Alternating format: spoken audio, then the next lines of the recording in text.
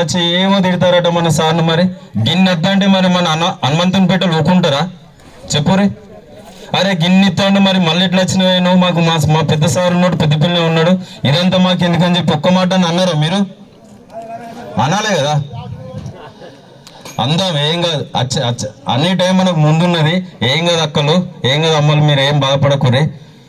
అన్న తెలంగాణ రాకముందు, మన తెలంగాణ రాకముందు ఏ విధంగా ఉండే మన హనుమంతునిపేట? నాది పక్కకి గౌరెడిపేట. నాది గౌరిపేట అయితే ధరంబలం మా అక్కనిచ్చినాం. అప్పుడప్పుడు మా అక్కల ఇంటికి వస్తాం అన్నట్టు. మేము వచ్చినప్పుడు అలా పెద్దపల్లికి ఇటు దగ్గర ఉంటుందని చెప్పి మేము ఆ ధరంబదులకి ఇట్లా వచ్చేవరకు ఏంది మోకాలు మేంటూ బురదుండే మాకు. అప్పుడు ఉండే లేదా ఇక్కడ పెద్ద మర్రి చెట్టు ఉండే మాకు. ఆ మరికాను మొత్తం మొక్కలం అంటే బురద అయితే పాపం మాకు అప్పుడు ఆ పక్క ఇళ్ళలో వాళ్ళని పిలిచి కాళ్ళు గడిగి బిడ్డ ఇట్లా రావద్దు, అట్లా పోవాలని చెప్పి అనేది. మరి ఇవాళ ఎట్లుంది? ఇలా రాష్ట్రం వచ్చిన తర్వాత ఎట్లుంది? మన కేసీఆర్ గారి నాయకత్వంలో, మన ఎమ్మెల్యే దాసరి మనోహర్ రెడ్డి గారి నాయకత్వంలో ఇలా ఎట్లుంది? బుర్రవాళ్ళు అయితే మంచి బైపాస్ రోడ్ అయింది, చక్కవై పెద్దపల్లి ఉంటున్నాం లేదా? మరి అంతేకాకుండా ఇప్పుడు హనుమంతపేట మన కాలువకట్ట మీద కూడా ఇక్కడ కొంత మా క్లాస్మేట్స్ ఉండే అందరు కొంతమంది ఉన్నారు. ఇక్కడ వాళ్ళ ఇంటికి అప్పుడప్పుడు వద్దా అంటే కూడా బురదలలో పొలాల దిక్కు అటు పోద్దా అంటే అటు బురద ఉండే.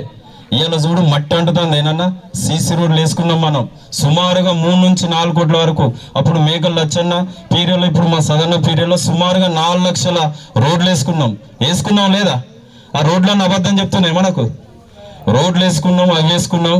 ఇంత దగ్గర పెద్దపల్లి 3 కిలోమీటర్ల దూరం ఉంది. పెద్దపల్లి 3 కిలోమీటర్ల దూరం ఉన్నటువంటి పెద్దపల్లి మరి ఇన్ని రోడ్లు వేసుకున్నాం, ఇన్ని వేసుకుంటాను. ఏముంది? పోతుంటే ఏముంది? మాకు పావడ్డం లేక ఊగా గేటు వాడి గంటల కోతాడ గేటు పడతాను. మరి మా ఎమ్మెల్యే ఏం చెప్తాడు, వాళ్ళు ఏం చెప్తారని ఆలోచన ఎప్పుడైనా నచ్చిందా? ఇలా పెద్దపల్లి ముద్దుబిడ్డ, పెద్దపల్లి అభివృద్ధి